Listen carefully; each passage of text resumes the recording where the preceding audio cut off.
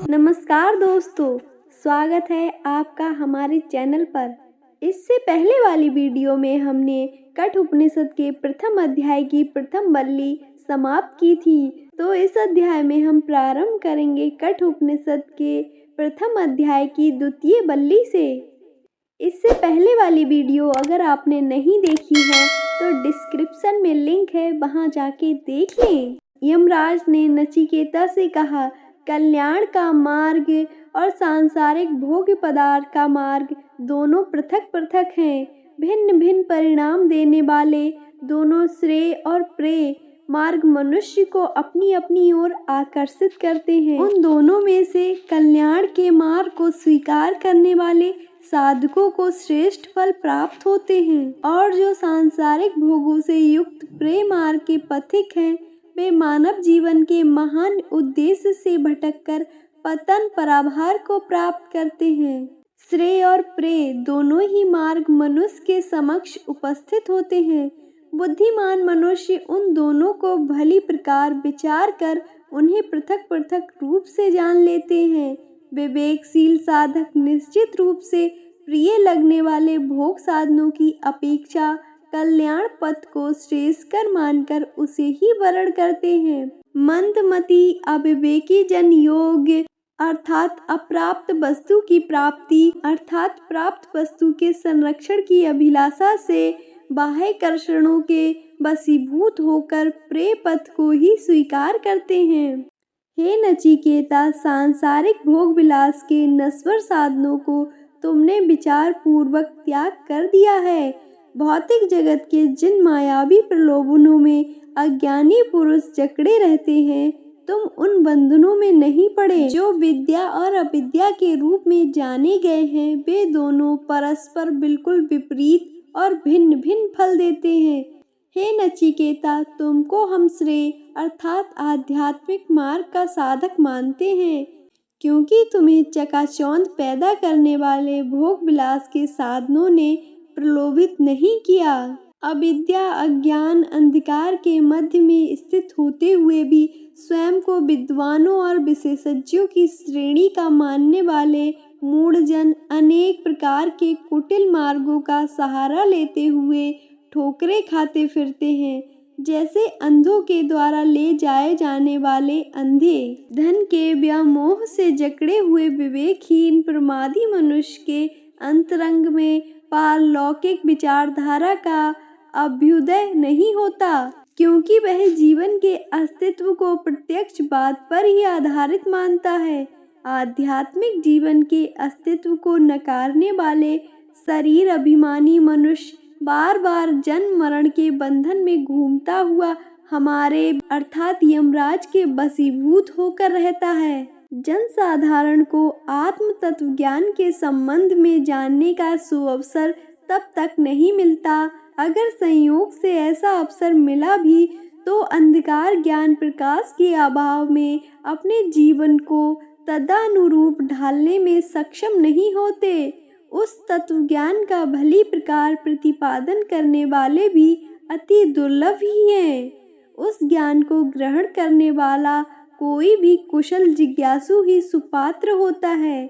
विशेषज्ञ आचार द्वारा तत्व ज्ञान से अनुप्राणित तत्ववेता भी अति दुर्लभ ही होता है। अनाधिकारी मनुष्य अर्थात जिसने इसका भली प्रकार साक्षात्कार नहीं किया द्वारा कहा गया है, यह अमर तत्व सहजता से जानने योग्य नहीं। किसी तत्ववेता आचार्य द्वारा न समझाए जाने पर भी इस संबंध में कोई प्रगति नहीं हो पाती। यह विषय बड़ा गूढ़ है, अतएव वह तर्क वितर्क के दायरे में सीमाबद्ध नहीं है। हे प्रिय नचिकेता, श्रेष्ठ आत्मज्ञान के निमित्त शुष्क तर्क वितर्क की ऊहापोह से भिन्न आपकी बुद्धि प्रखर है। ऐसी मेधा शक्ति को तर्क द्वारा प्राप्त नहीं किया जा सकता। हे नचिकेता, आप सचमुच ही यथार्थ सत्य के अन्वेषक हैं। हमारी अंतरंग इच्छा यही है कि आप जैसे जिज्ञासु शिष्य ही हमें प्राप्त हो। मैं जानता हूँ कि यह कर्म फलजन्य संपदा नाशवान है। नश्वर साधनों के द्वारा उस नित्य आत्म तत्व को प्राप्त किया जाना साध्य नहीं। मेरे द्वारा नचिकेता अग्नि का चयन किया गया है।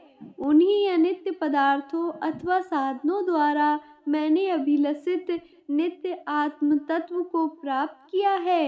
हे नचिकेता, आपने भोग्य साधनों से भरपूर यज्ञ के चिरस्थायी फल से युक्त, असीम निर्भयता से युक्त, स्तुत्य और प्रशंसनीय प्रतिष्ठा से संपन्न स्वर्ग लोक को धैर्य पूर्वक छोड़ दिया है। यह आपका अति बुद्धिमत्ता पूर्ण निर्णय है।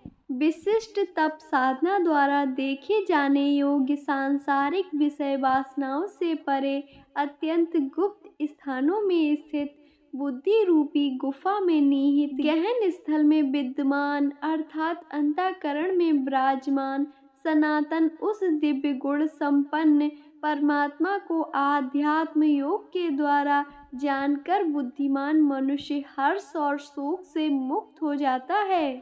हे नचिकेता, तुम्हारे जैसे साधक इस आध्यात्मिक ज्ञान को सुनकर इसे भली प्रकार ग्रहण कर तथा विवेक पूर्वक इस पर चिंतन करके धारण करने योग्य इस सूक्ष्म आत्म तत्व को समुचित रूप से जान लेते हैं। वे इस आनंद स्वरूप आत्मा को पाकर चिरंतन आनंद में लीन हो जाते हैं। तुम्हारे निमित्त तो ब्रह्म प्राप्ति का द्वार सदैव खुला हुआ है, ऐसा मेरा मंतव्य है। नचिकेता का कथन। हे यमराज, जिस आत्म तत्व को आप अज्ञाति धर्म कृत्यों तथा शास्त्र निषिद्ध कर्मों से पृथक मानते हैं, जो कार्य कारण रूप जगत एवं भूत भविष्य तथा वर्तमान से भी भिन्न है, उसी परम आत्म तत्व के संबंध में हमें बताएं। यम ने कहा, सभी तत्व जिस ब्राह्मी स्थिति परम पद का बार बार उल्लेख करते हैं, सभी तप साधनाएं जिस स्थिति का अनुभव कराती हैं, जिसे प्राप्त करने की अभिलाषा से साधक गण ब्रह्मचार्य आदि व्रतों का पालन करते हैं। हे नचिकेता, मैं तुमसे उसी स्थिति का संक्षेप में वर्णन करता हूँ। ओम ही वह परम पद है। यह ओम ही अक्षर ब्रह्म है। यही ओम पर ब्रह्म अर्थात सर्वोत्तम है। इसी अक्षर को भली प्रकार जानकर जो साधक जिस अभीष्ट की कामना करते हैं, उन्हें उसकी प्राप्ति होती है। यह प्रणव ओमकार ही आत्म साक्षात्कार का श्रेष्ठ आलंबन है। यही परमात्मा के ध्यान का आधार होने से सर्वश्रेष्ठ है। यह ब्रह्म प्राप्ति के आश्रय को जानकर साधक गण ब्रह्मलोक को प्राप्त करते हैं। यह नित्य ज्ञान स्वरूप परमात्मा ना तो उत्पन्न होता है और ना मृत्यु को ही प्राप्त होता है। यह आत्मा ना तो किसी अन्य से उत्पन्न हुआ है और ना इससे ही कोई उत्पन्न हुआ है। यह आत्मा अजन्मा, नित्य, शाश्वत और क्षय तथा बुद्धि से रहित है। शरीर के नष्ट होने पर भी यह आत्मा विनष्ट नहीं होता। यदि हनन करने वाला व्यक्ति अपने को मारने में सक्षम मानता है और हनन किया हुआ व्यक्ति स्वयं को मारा हुआ मानता है, तो वे दोनों ही आत्म तत्व के संबंध में अनभिज्ञ हैं, क्योंकि यह आत्मा ना तो किसी को विनष्ट ही करता है और ना किसी के द्वारा इसे मारा जाना साध्य है। परमात्म चेतना इस जीवात्म की हृदय रूपी गुफा में अणु से भी अति सूक्ष्म और महान से भी अति महान रूप में विराजमान है। निष्काम कर्म करने वाले तथा शोक रहित कोई विरले साधक ही परमात्मा की अनुकंपा से ही उसे देख पाते हैं। एक स्थान पर विद्यमान होते हुए भी वह परम चेतना दूर तक चली जाती है और शयन करते हुए भी सभी जगह गमन करती है। हर्षयुक्त और हर्ष रहित उस देव को मेरे अतिरिक्त अन्य कौन भली प्रकार जानने में सक्षम हो सकता है।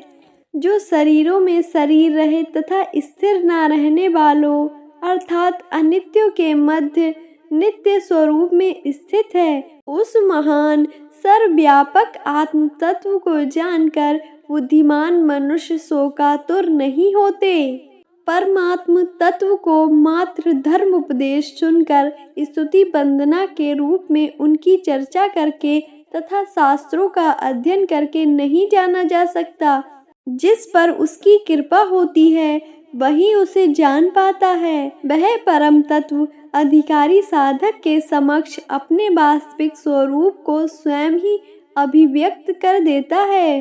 वह परम तत्व अधिकारी साधक के समक्ष अपने वास्तविक स्वरूप को स्वयं ही अभिव्यक्त कर देता है। जड़ पदार्थ परक ज्ञान सुनकर तथा पुस्तक से पढ़कर प्राप्त किया जा सकता है। आत्म तत्व परक ज्ञान चेतन होता है। वह सत्पात्र एवं स्वयं वर्ण करता है। वह कैसे साधक का वर्ण करता है, यह तथ्य अगले मंत्र में स्पष्ट किया गया है। जो मनुष्य दुष्कर्मों के पापों से निवृत्त नहीं है, जिनकी इंद्रियां स्वयं के नियंत्रण में नहीं है तथा जिनके मन पूरी तरह से सांसारिकता से प्रवृत्त नहीं है, ऐसे व्यक्ति प्रकाष्ठ विद्वान होते हुए भी परिष्कृत जीवन के अभाव में इस आत्म तत्व को जानने में समर्थ नहीं होते। स्वयं मृत्यु जिसका उपसेचन अर्थात शाकादि या जल की तरह आहार का सहयोगी है, वह जहाँ भी है, जैसा है, उसे भला कौन जान सकता है। तो मित्रों, यहाँ पर कठ उपनिषद की द्वितीय वल्ली समाप्त होती है। अब हम तृतीय वल्ली प्रारंभ करते हैं। यम ने कहा, ब्रह्म वेताओं का ऐसा कथन है कि श्रेष्ठ कर्मों के फलस्वरूप प्राप्त मनुष्य शरीर में सर्वश्रेष्ठ स्थल अंतःकरण रूपी गुहा में स्थित कर्म फल को भोगने वाले दो परस्पर भिन्न तत्व छाया और धूप के सदृश विद्वान हैं, जो 3 बार नचिकेता अग्नि का चयन करने वाले और पंचाग्नि ग्रहपति दक्षिण आहवनीय सभ्य और आप साध्य विद्या के साधक है, उनका ही ऐसा कथन है। जो श्रेष्ठ कर्मों के निष्पादक साधकों को भवसागर से पार करने में समर्थ सेतु स्वरूप है, उस नचिकेत अग्नि को हम भली प्रकार समझें। संसार रूप समुद्र से पार जाने के इच्छुक साधकों के लिए जो भय रहित सर्वश्रेष्ठ आश्रय है, उस अक्षर ब्रह्म को जानने में हम सक्षम हों।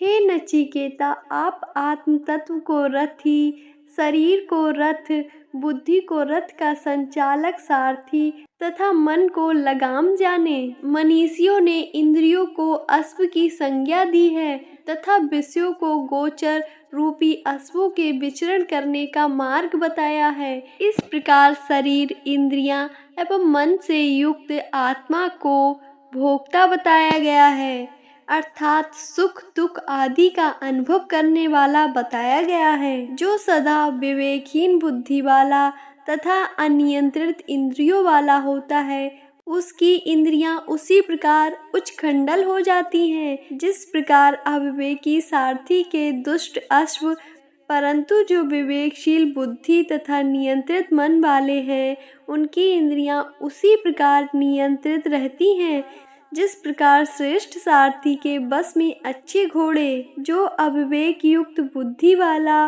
निग्रह रहित मन वाला तथा सदैव अशुद्ध रहने वाला है, वह कभी परम पद को प्राप्त नहीं कर सकता, वरन बारंबार संसार के जन्म मरण के चक्र में परिभ्रमण करता रहता है। किंतु जो विवेक बुद्धि वाला, नियंत्रित मन वाला और सदैव पवित्र रहने वाला है, वह उस परम पद को प्राप्त कर लेता है जहाँ से पुनरावर्तन नहीं होता।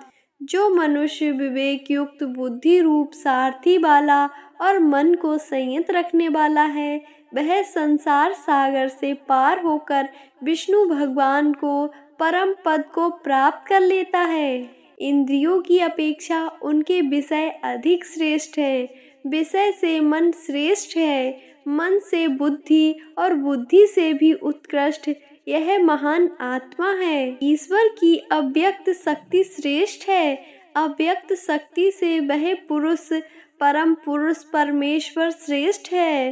उस परम पुरुष से श्रेष्ठ अन्य कुछ भी नहीं है। वह सबकी पराकाष्ठा और परम गति है। समस्त प्राणियों में छिपा हुआ आत्म तत्व प्रकाशित नहीं होता, वरन सूक्ष्म दृष्टि रखने वाले तत्वदर्शियों को सूक्ष्म बुद्धि से ही दिखाई देता है। बुद्धिमान अर्थात प्रज्ञावान व्यक्ति के लिए उचित है कि वह सर्वप्रथम वाक् आदि इंद्रियों को मन में लीन करे, मन को ज्ञान स्वरूप बुद्धि के निरुद्ध करे, बुद्धि को महान तत्व आत्मा में विलीन करे और उस आत्मा को परम पुरुष परमात्मा में नियोजित करे। हे मनुष्यों, जागो, उठकर खड़े हो और श्रेष्ठ व ज्ञानी पुरुषों से ज्ञान प्राप्त करके परम तत्व को जानो। विद्वान जन कहते हैं कि यह मार्ग उतना ही दुरूह है जितना कि छुरे की धार पर चलना। वह पर ब्रह्म शब्द स्पर्श रूप रस और गंध से रहित है, अर्थात इन सब से परे है। वह अविनाशी, अनादि और अनंत है। वह आत्मा से भी उत्कृष्ट और ध्रुव है। उस परम तत्व को जानकर मनुष्य मृत्यु के मुख से छूट जाता है। नचिकेता के प्रति यमराज द्वारा उद्दिष्ट इस सनातन उपाख्यान को जो मेधावी पुरुष कहते हैं और सुनते हैं, वे ब्रह्मलोक में प्रतिष्ठा प्राप्त करते हैं। इस परम गूढ़ रहस्य को जो व्यक्ति शुद्ध भावना से ब्राह्मणों की सभा में अथवा श्रद्धा काल में सुनाता है, वह व्यक्ति इस पुण्य कार्य के प्रभाव से अनंत पुरुषार्थ या फल या परमात्मा की प्राप्ति में समर्थ हो जाता है। निश्चित रूप से वह अनंत को प्राप्त हो जाता है। दोस्तों, यहाँ पर कठ उपनिषद की तृतीय वल्ली समाप्त होती है।